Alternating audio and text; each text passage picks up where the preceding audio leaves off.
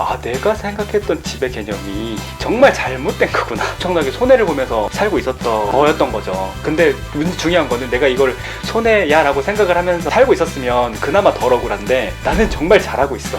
약간 이런 느낌으로 살고 있었다는 거죠, 제가. 네, 오늘은 제가 좀 특별한 손님을 모셨습니다. 그전에는 제 저자분들을 모셨는데요. 국군체육부대에 있을 때 배드민턴 했던 제 후배를 오늘 모셨습니다. 안녕하세요. 족장TV 시청자 여러분들. 저는 현역 배드민턴 선수로 활동하면서 투자까지 하고 있는 쿠션입니다. 반갑습니다. 편하게 얘기할 거예요, 오늘은. 너는 배드민턴 잘하지? 지금 투자한 지 얼마나 됐지, 이제? 투자를 시작한 지는 올해로 한 4년째 팀 소속으로 선수생활 하면서 남는 시간 활용해서 투자를 하고 있는 거죠. 운동하면서 하기 진짜 바쁘잖아. 바쁘죠. 생각보다 힘들고 정신도 없는데 그래도 남는 시간들이 분명히 그 안에 있기도 하고 이제 그 시간들 활용해서 4년째 투자를 해오고 있는 것 같아요. 4년 동안 얼마 벌었지? 4년 동안 이제 한 시세 차익으로는 한 6억에서 7억 정도, 매달 받고 있는 월세로는 500만 원 정도 세팅을 했죠. 야, 성공했다, 야. 너 집 어디지? 지금 사는 집은 수도권에 살고 있는데 본래 집은 사실 지방이죠. 전라북도 정읍. 지방 사람들은 이 서울에 올라와서 산다는 것 자체를 상상을 못하고 살잖아. 형 어렸을 때 그랬거든. 우리 부모님이 굉장히 힘들 때가 있었어. 지금도 이 기억이 나는 게 작은 분식점을 했었거든. 분식점 하면서 안에 있는 한 3평 되는 공간? 거기서 주무셨어. 거기 어머니한테 물어봤어. 엄마, 우리는 왜 집에서 안 자고 왜 이런 2평, 3평 되는 데서 자? 물어봤던 적이 있어. 그랬더니 엄마가 여기서 생활을 하는 게 엄마는 편해 그러더라고. 집에 왔다 갔다 힘들다라고 생각을 했는데 엄마한테 뭐라 그러냐면 내가 어차피 집 머니까 여기서 자면은 편하겠네. 맞네 이랬었거든. 근데 지금 생각하면은 되게 짠한 거지. 그때 생각하면 되게 내가 철이 없었구나 생각을 해. 그랬던 적이 있었거든. 네. 이 영상을 보시는 많은 분들께서 네. 내가 이제 잘된 이야기를만 하다 보면 저 사람은 처음부터 잘된 사람이다 라고 생각할 수 있잖아. 네네네, 그럴 수 있죠. 근데 나는 그러지 않았거든. 어렸을 때 생각하면 와, 나 진짜 힘들었다 생각했었거든. 그만큼밖에 안 힘들어봐서 그럴 수도 있어요. 솔직히 내 입장에서 봤을 때는 그 정도면 살만했던 거 아닌가? 라고 생각되는 부분도 있는 것 같아요. 왜냐면 부모님이 나 어릴 때 이혼을 하셨단 말이야. 그래서 부모님하고 떨어져서 살아야 했던 이유 중에 하나는 부모님이 너무 일찍 만나서 자리를 못 잡았던 부분들도 있지만 부모님이 날 낳자마자 헤어지셨어. 난 그러고 나서 엄마, 외할머니랑 살았던 거지. 그 시점에 그러다 보니까 할머니도 당연히 이제 나이가 드시고 그날 벌어서 생활을 하는, 엄마도 이제 그와 비슷한. 그래서 그 시골에 살 때 엄마가 항상 공장에 나가서, 할머니도 그때 그런 공장에서 이제 3교대 이런 식으로 일을 했었어요. 그렇지. 그러다 보니까 이제 그럼 밤새 나는 집을 혼자서 지키고. 몇 살 때? 그게 5살, 6살 때. 우리 지금 둘째가 5살인데? 그렇죠. 지금은 상상도 못하는 일일 수 있는데 6살이 혼자 집에 있었어? 6살 집에 혼자. 기억나? 기억나죠. 6살 때. 그 여러 세대가 살고 있고 한 마당을 두고 있는 그 화장실 바깥에 있어서 언제 밑에서 손이 올라올지 모르는 그런 집에 혼자. 지금 생각하면 어떻게 그렇게 할 수 있지라는 생각을 하게 되는데. 그러니까 야, 얘 봐. 지금 저런 애 봐. 아무것도 못하고 있잖아. 맞아요. 그 당시에 저희가 집에서 불을 뗄 때 저희 집은 연탄을 뗐거든요. 그렇지. 옛날에는 연탄을 뗐지. 네. 너 혹시 여기서 6살인데 또 연탄 갈았다 이런 말 하는 거 알지? 그 연탄을 제가 진짜 갈았어요. 10살이 이걸 들 수 있다고? 그럼요. 연탄 집게도 이렇게 들어가지고. 야, 거짓말 치지 마. 야, 6살이 찌개를 어떻게 되냐? 한 손으로는 안 되지만 두 손으로 됩니다. 연탄구멍 불 조절하는 법도 제가 잘 알고요. 그 심지어 할머니랑 엄마랑 리어커를 끌고 가서 연탄을 직접 받아왔어요. 배달료가 줄어드니까? 그렇죠. 이사 때 쓰는 리어커 같은 거. 이사를 리어커를 해? 이사도 리어커로 했죠, 저희는. 그러다가 괜찮아졌을 때는 언제쯤이야? 8살, 9살. 이때 시골에서 살던 거를 조금 도심으로 왔을 뿐 비슷한 집에 살았어요, 집은. 그나마 조금 나아졌던 거는 12살 때쯤에 처음으로 아주 작은 임대 아파트를 들어갔던 것 같아요. 배드민턴 언제부터 친 거야 그러면? 그리고 배드민턴을 그때 시작하게 됐어요. 12살 때. 너 몇 살 때 데뷔팀 들어갔지? 국가대표팀이 되기 전에 주니어 대표팀 같은 경우에는 이제 중학생 15살? 아, 너 진짜 잘했구나? 넌 못 들어갔어.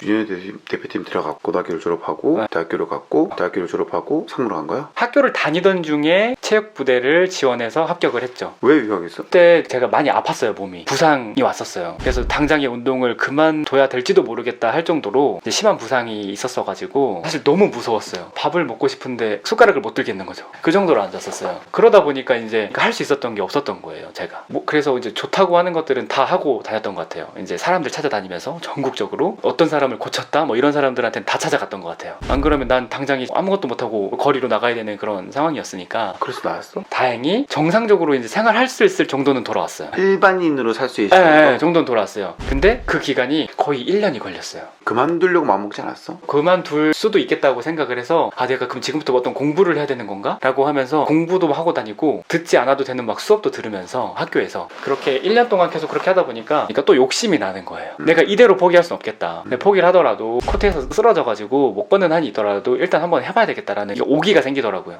그래서 그렇게 1년 만에 복귀를 했죠. 그 100% 이전처럼 뛰었던 건 아니지만 일단은 어쨌든 시합을 뛸 수 있는 상태 정도라는 거는 보여줘야 됐어요. 네, 그런 걸 보이지 않으면 당장 전 이거 여길 나가야 되니까 일단 시도를 해봤던 거죠. 체육부대를 지원을 하겠다고 이야기를 하고 준비를 하게 됐던 게 그 시기였어요. 나에겐 시간이 좀 필요하고 그 이전에 내가 쌓아왔던 경력은 있으니까 체육부대를 들어갈 수 있으면 2년 동안 회복할 수 있는 어떤 시간을 벌 수 있겠구나 이런 생각을 했었던 거죠. 체육부대가 재활센터냐?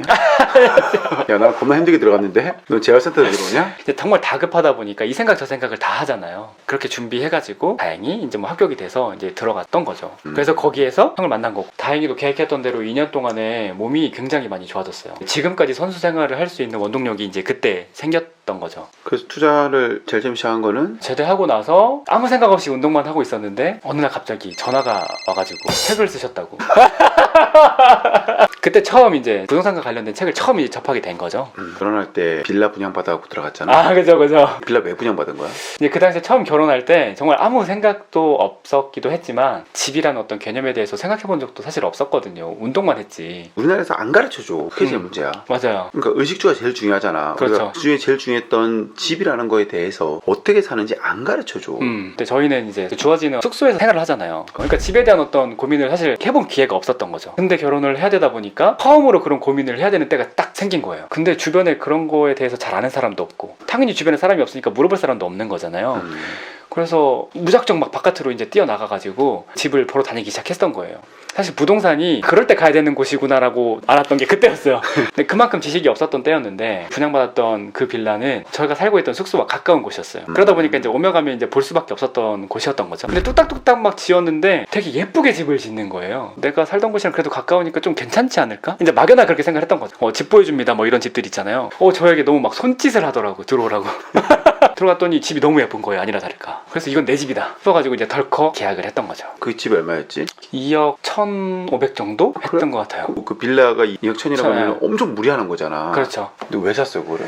그러니까 그만큼 제 사랑에 빠졌었어요. 그 집에. 너무 좋아 보였어. 네, 너무 좋아 보여가지고. 그리고 이제 신혼집이고 나의 첫 집이고 집은 무조건 사는 거야. 뭐라도 팔아서 살 수 있으면 사야지. 이런 마음이었어요. 그 당시. 엄청 무리해서 샀구나. 네, 그 집을 들어갔을 때 온갖 대출을 다 땡겨가지고 진짜 영혼까지 팔아가지고 땡길 수 있는 거 다 땡겨서 들어갔어요. 앞으로 우리가 해야 될 궁극적인 삶의 목표는 이 집에 있는 대출을 다 빨리 갚는 거야. 이런 생각을 했었어요. 제가 그 집을 살 때 대출이 안 될 수도 있는 거잖아요. 근데 또 정확하게 그 집 금액에 맞춰서 또 대출이 나오는 거예요. 이게 그 대출이 안 땡겨졌으면 그 집을 못 샀을 텐데 감당할 수 있을 수준이라고 생각을 했기 때문에 그만큼을 땡겨서 이제 받았던 건데, 그래서 와이프랑 어차피 이제 신혼생활을 하고 나서는 당연히 맞벌이를 했었기 때문에 한 사람 몫으로 생활을 하고 한 사람 몫이 버는 거는 모아가지고 그 대출 받은 금액 갚자, 그 정도 계획은 하고 샀어요. 지금 생각하면 상상도 할 수 없는 일이지. 계속 빚을 갚았던 거네. 그렇죠. 벌면 족족. 아깝긴 하다. 네, 1년에 한 2천만 원씩은 갚았던 것 같아요. 그 대출을 중간쯤 갚았을 때 책을 보고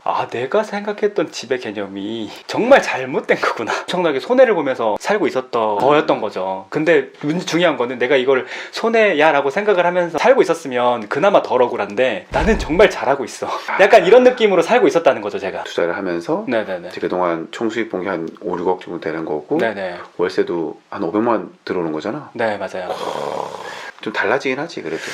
그렇죠. 이제 생각에 차이도 많이 생기는 것 같고요. 체계적으로 생각을 하고 조금 더 여유 있게 생각을 할 수 있게 되는 것 같아요. 내가 어떤 삶을 그리면서 살 수 있느냐, 이게 제일 중요한 것 같아, 그지? 네, 일단 같이 버텼던 사람들은 다 돈을 벌었잖아. 그렇죠. 영상을 보시는 분들도 그래. 의심을 되게 많이 하잖아. 가장 많이 느끼는 게 누가 뭐 했다, 아니면 이런 일이 있었다, 저런 일이 있었다 하면 일단 내가 해보지도 않고 이건 안 될 것 같은데, 안 되는데, 그냥 생각으로 이미 많이 가두는 것 같아요. 저도 만약에 그랬을 거예요. 제가 운동을 그만둘 뻔한 여러 번의 뭐 우여곡절이 있었는데 이렇게 생각을 했더라면 지금까지 운동을 하고 있는 저는 없었을 거예요 아마. 근데 해보려고 하고 내가 시도를 하다 보니까 내가 생각하지 못했던 변화가 일어날 수 있었다라고 저는 생각을 하거든요. 근데 투자도 사실 저는 똑같다고 생각을 해요. 안 해봤기 때문에 모르는 것일 확률이 더 높아요. 이해하지 못하는 것일 수 있고요. 저도 처음에 그랬거든요. 근데 그거를 좀 내가 믿어보고 해보니까 되더라라는 거죠. 못 믿는 것도 있는데 무서운 거야 사람. 물론 또 잘못될 수도 있지. 그렇지만은 내가 해보고 안 해보고의 차이는 되게 다르잖아. 네. 참 달라진 것 같긴 해. 투자를 하고 나서의 삶? 많이 느끼는 것 같아요. 저도 주변에 있는 사람들을 따라가면서 살아갈 수밖에 없잖아요. 그래서 내가 생각했던 게 지방에 계신 분들은 서울에 한 번씩 올라와서 살았으면 좋겠어. 진짜 서울이 기회다는 생각하거든. 대신 올라올 때는 정확한 목표를 갖고 올라와야 되는 거지. 실패하고 내려간다라도 그건 실패가 아닌 것 같아. 그건 정말 필요한 이야기인 것 같긴 해요. 제가 우연치 않게 수도권 쪽에 있는 팀을 왔다 보니까 어렵지 않게 투자를 할 수 있었던 것 같아요. 근데 내가 만약에 수도권 쪽이 아닌 더 멀리 있었다? 그럼 내가 과연 여기까지 올라와서 지금과 같은 어떤 성과를 꾸준히 내면서 투자를 할 수 있었을까? 생각을 해보면 힘들지 않을까.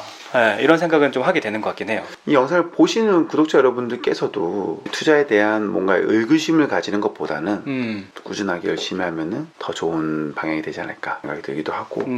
족장TV를 보고 구독하는 이유는 사실 그런 거잖아요. 어떤 정보들, 지식들, 또 어떤 경험들을 좀 이렇게 알고 싶으셔서 뭐 시청을 하시거나 구독을 하시는 거잖아요. 정말 이런 매체가 되게 누구에게나 필요하다고 생각을 하고 또 중요하다고 생각을 하거든요. 그리고 또 하나 제가 덧붙이고 싶은 이야기는 결과만 가지고 이야기했었을 때 쉽게 번 것처럼 들리실 수도 있을 것 같긴 해요. 근데 그 사이사이에는 정말 많은 과정들이 있고 많은 힘듦이 있을 수 있어요. 그것들을 잘 이겨내고 했다 보니까 결과적으로 이런 결과가 있다 이런 거지, 단순히 이 영상을 시청만 하면 돈을 번다 이런 건 아니라는 거죠. 아까 팔코님한테 얘기한 게 100억이 있는 사람들은 월세 3천만 원은 그냥 나와. 생각할 수 없잖아. 일반 사람들은 월세로 받는다는 것을 생각도 못하죠. 근데 더 재밌는 건 뭔지 알아? 100억짜리 건물 샀잖아. 10년 뒤에 200억 된다? 이거 힘 빠진 얘기 아니에요? 진짜 알아야 된다는 거야. 모르면은 밑에서 발을 계속 굴릴 수밖에 없어. 근데 알고 나면은 그런 세계가 펼쳐진다고 말하고 싶은 거야. 하여튼 축하한다. 네, 족장TV 시청자 여러분들, 제가 운동선수로서도 작은 성공을 할 수 있었고 제가 투자를 하면서도 작은 성공을 할 수 있었던 가장 큰 이유는 꾸준하게 포기하지 않고 최선을 다 해왔다, 이거였던 것 같거든요. 그래서 긴 시간 동안 꾸준하게 차근차근 해보시면 좋지 않을까라는 생각을 해보게 되는 것 같습니다. 오늘도 이렇게 긴 시간 함께 해주셔서 감사하고요. 구독, 좋아요 부탁드립니다. 감사합니다.